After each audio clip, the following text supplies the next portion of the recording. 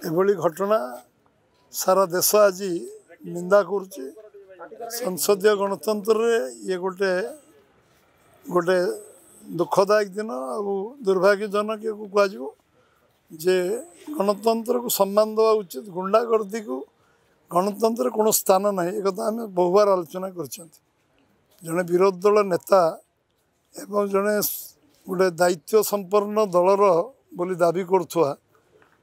जो व्यवहार प्रदर्शन कर भारतवर्षर 140 कोटी लोक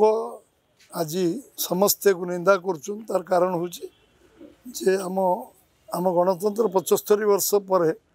जो छवि आमर विश्व में अच्छी से छवि खराब हो ये घटना को जिते निंदा कले कम हम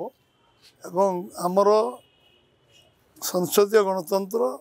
स्ट्रेंथेन हम जो मान को आम निर्वाचित कर आचरण व्यवहार एवं स्वभाव परिवर्तन हवा उचित। जो भाव में विरोधी दल नेता राहुल गांधी गुंडागर्दी कले एवं जमती व्यवहार प्रदर्शन कले धक्का मारले तादरे गोटे मानसिक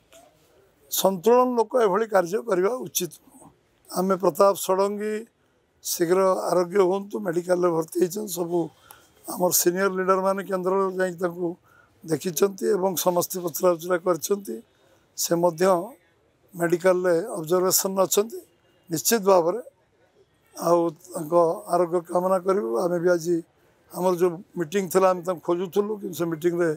जोग दे पारे आमर 1.5 घंटा ऊपर मीटिंग चलला पाखापाखि 2 घंटा मीटिंग चलला